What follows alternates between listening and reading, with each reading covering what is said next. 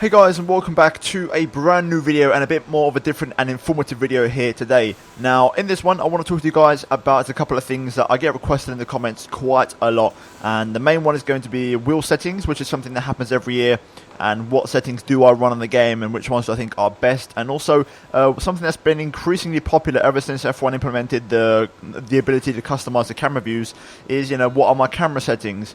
Now there will be some disclaimers for certain parts in the video because obviously some things are subject to personal preference of mine and I cannot guarantee results on other cars. But first of all, I'm going to show you guys on the Toro Rosso what the camera settings are, because, first disclaimer, for some reason this car has a bit of a different, the actual predetermined default cameras in game, they're a bit different to the rest of the other cars for some reason. I don't know why.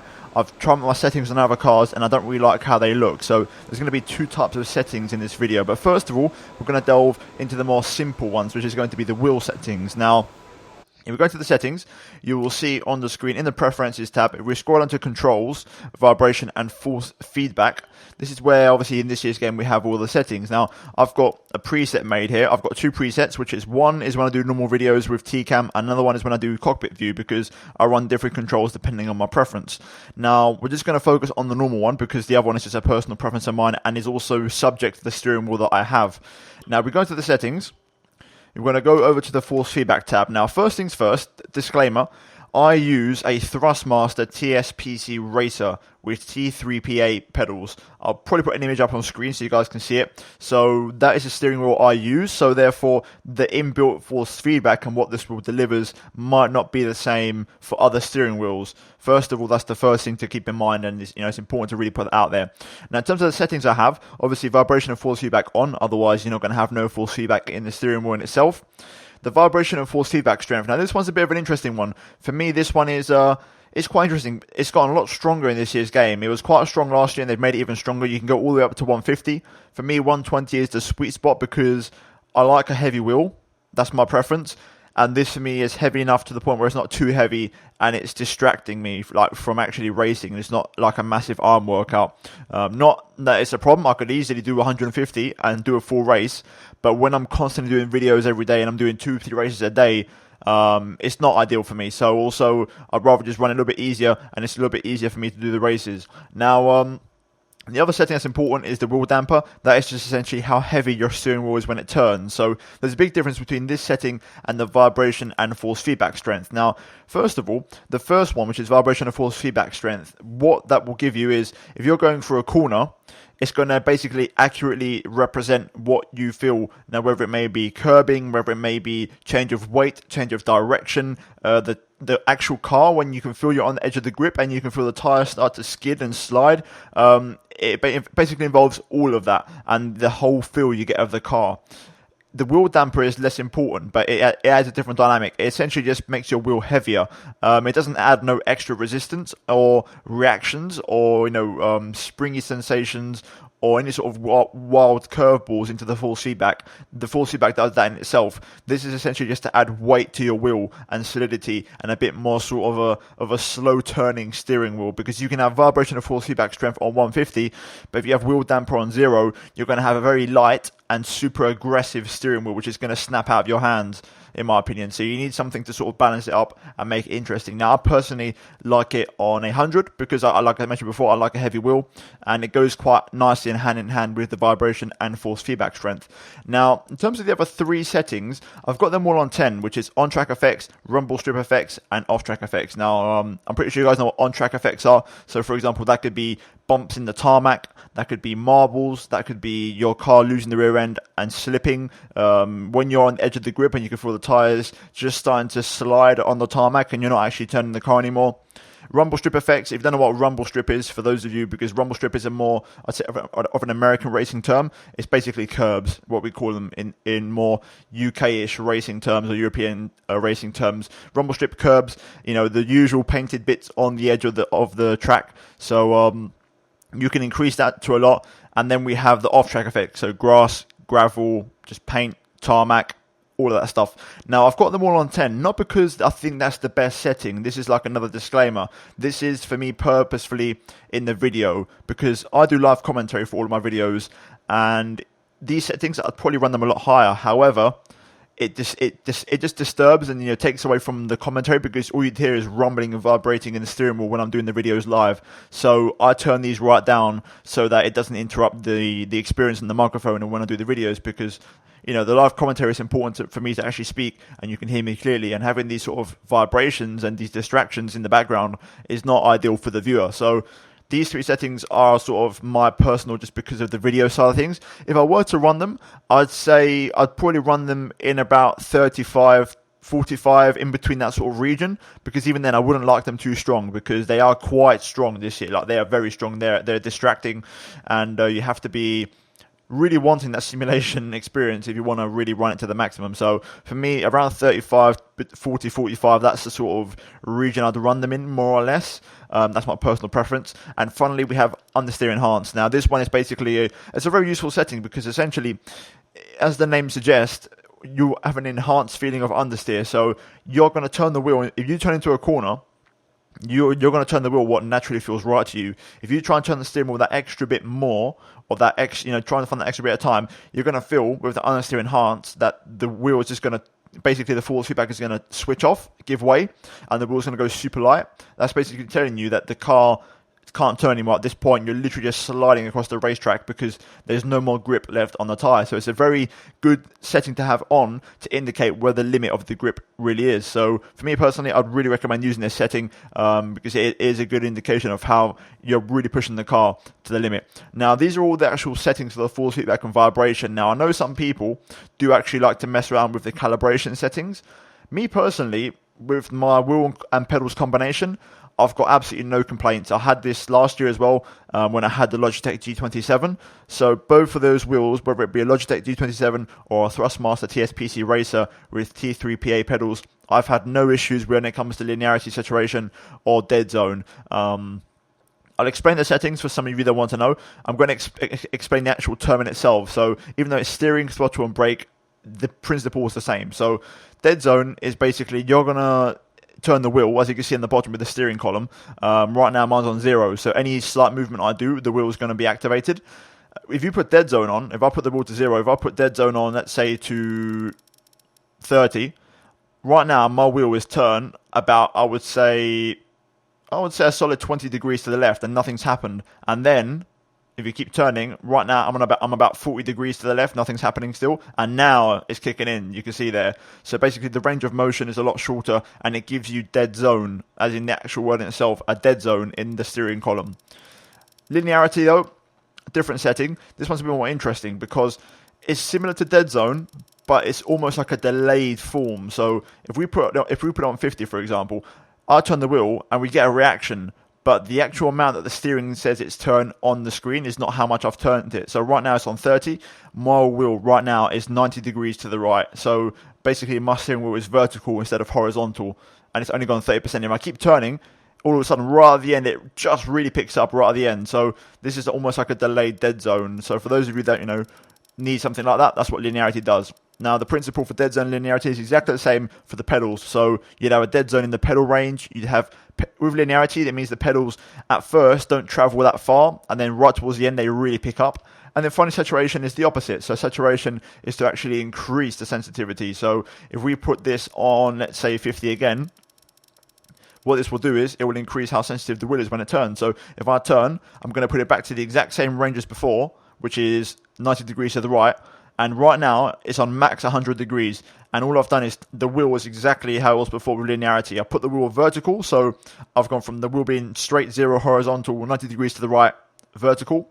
And you can see we've maxed out the steering with only 50 saturation. So keep that in mind when it comes to your settings. And if you do need these sort of tips or helps or assists, they are there in the game for you to be helped with. Now, overall, that's all the settings from our steering wheel. You can take a picture or you can get a screen grab, whatever you want. But we're now going to delve into some camera settings. Right then, so camera setting time. Now, I race with offset T-Cam. It is my favorite camera view anyway, and it's the one that I like the most to use, and it's the one that you'll see me using in all my crew mode videos. I know the general consensus is the normal straight T-Cam, but I personally I've not really been that keen because I've grown up watching F1 on television with the offset T-Cam already on the cars the way it is, so that's what I'm used to. And also with that halo this year, I find it quite off-putting. You know, I like to use my mirrors. I can't really use them in offset T-cam that much anyway, but I can actually see my left mirror, and at least I've got something. I can't actually see my right one whatsoever. But with the straight T-cam, it's impossible to see whatsoever. Now, disclaimer, the Toro Rosso, for me, in my opinion, for me personally, is a bit of a weird car because the settings are different to other cars and it's a bit more zoomed in. So I've got very specific Toro Rosso settings for the camera. So first of all, we've got offset T-cam.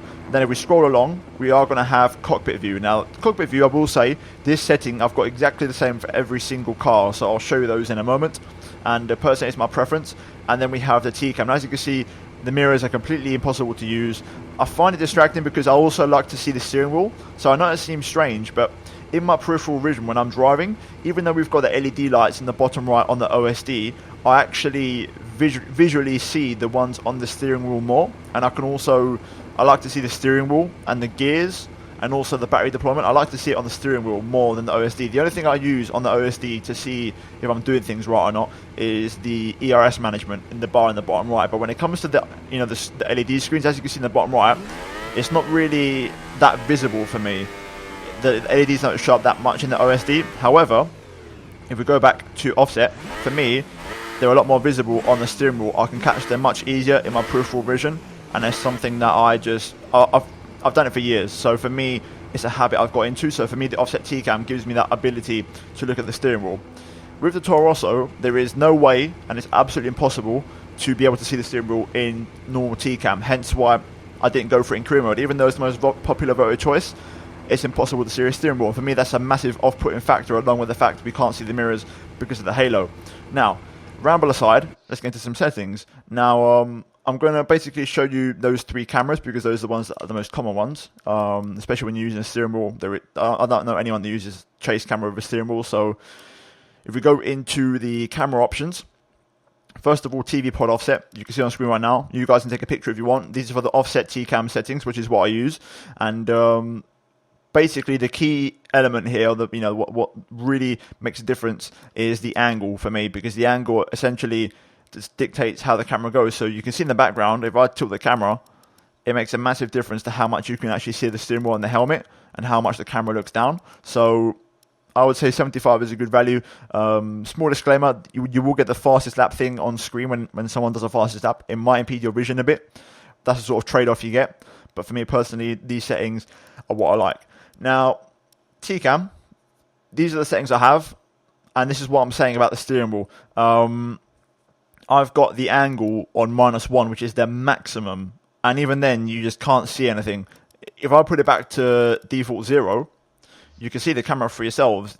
For me personally, I don't like that because I like to see my car. I like to see my side pods because it just gives me a bit of an idea where my car is and a bit of visual orientation of the four corners of my car when I race people, how much space I can leave. And for me, this doesn't do nothing for me. So I have to see at least the edges of my side pods sort of thing on the bottom, as you can see this. I get an idea of how wide my car really is. And also, it's absolutely impossible to see the steering wheel. You can see I can move the camera up here. And what happens is you do just about see the LEDs, but this camera is so unnatural when it comes to racing. It doesn't feel right. If I went racing now with this, it feels weird. And also, I can't see my nose, which for me is a big off-putting factor. Again, I still can't see my mirrors. And for me, this camera is not ideal because when you see a fastest lap come in or something, it's going to look really weird across the middle of the screen and it's not going to feel natural. So for me, it's a big off-putting factor. And for me, there is no setting with the Toro Rosso in T-cam that can give you that satisfaction. Now, finally, cockpit view. These are the settings that I run. You can take a picture for yourselves. Quite a lot more, customizability in this one because all the settings that are key are towards the bottom. Now, we have look to apex limit. So essentially, if you're turning into a corner, this dictates how much your head turns. If you have it on 0, your head's not going to turn at all. If you have it on 15, which is the maximum, your head's going to turn quite a lot towards the apex. And I like that because it's quite natural. Camera movement, I put it on 10%. I don't like a lot of camera movement. Sometimes I think in the F1 games it's too much camera movement and it's too unnatural. And then you have the camera shake, which is on 15%, because a bit of shaking is realistic, but not to the level that the game brings. I mean, don't get me wrong, maybe in real life it is true, but when it comes to me recording and racing, and also when I do cockpit view videos for the satisfaction of the viewer, to not be too distracted, I do nerf these settings down. The other key factor here is the mirror angle, 35%, because if we look to the right hand side, if I do have a button assigned, if not I use my controller, No, we're gonna have to tap back into the game here. So if I use my controller, the mirror angle, as you can see on the right hand side, that's for me is perfect because you're getting to see the car at 0.35. That's fine. If you're on 0, it's going to look more angled downwards towards the tires, and for me that's too low. So for me, this is the perfect setting, and you get a good idea, you know, of the cockpit view and how everything works in here. You know, you get a good view, and for me, it's more than raceable. If you assign a look left and look right button, then you're going to be pretty damn good to go, and that's what I like to do. So overall, those are my camera settings. Now, I'm going to do one more extra add-on, which is going to be my camera settings if I was racing in any other car, except for Toro Rosso, when it comes to offset T-cam and normal T-cam. So I'll show you guys now what the settings are. Right then, so first things first, these are the settings that I have with Toro Rosso in the Mercedes. For me personally, there's too much going on here. This needs to be simplified a bit, and the halo is way too impeding. If we look at the offset T-cam, again, for me, too much going on. I like to see a bit of the side pod, but not too much. You know, for me, this is too sort of clustered up. So for me, I'd simplify the settings a bit. So as you can see, we've tweaked the settings with the normal T-cam now. And for me, this is something that I would actually go racing with. You can also actually see out of the mirrors as well, which is very important. And something that the Mercedes does have in its favour. That's the T-cam. If you look at the offset T-cam, you can see again, a lot better for me personally, a lot less distracting. I've got what I want. I can see the 4 corners of my car, both mirrors, both tyres, nose, and a little bit of the side pods. I get the edges of the car of where I want to be. I get the full steering wheel display and a little bit of the helmet. So for me, that is perfect. And the halo is not impeding me in any way, shape or form. Now, what the settings are for this, I will show you because, like I mentioned, it's quite a bit different to what the Toro Rosso is. So if we go into the camera options, again, offset T-cam, these are the settings. Quite a lot more going on here. The Toro Rosso literal is just angle -1 flat. Here there's so much more going on, so take a picture for yourselves and screen grab whatever you need it to be. This is for the offset T-cam, and then for the normal T-cam, you can see here, again, a lot more going on. We have -85 angle, not 1, and then for the vertical, we have 0.75, so essentially we're a lot higher up than what we were originally, because for me, that's what makes the T-cam a lot better. So there are the settings for normal and offset, and for me, these are the sort of these are the sort of these are the sort of settings that I would go racing with. Again, I'll show you the cockpit view in the Mercedes so you guys can get a glimpse. For me, again, perfect. You know, you can see everything. Steering wheel display in full, nicely above the nose. You can look at the mirrors absolutely beautifully, as you can see. Halo, all of that. And these are some pretty damn good settings for cameras on this year's F1 2018 game. And I hope you guys found them informative and helpful. Any more questions in the comments, I'll try and help as much as I can. And yeah, guys, let me know what you thought of this video in the comments down below. But if you did enjoy it and found it informative, drop a like. Do get subscribed for daily Formula 1 content and the career mode dropping every single day. Do turn on notifications to not miss any F1 content from me. And finally, check out these 2 videos on screen if you have missed them. But other than that, guys, thank you so much for watching. I'll see you in my next video very soon. Goodbye.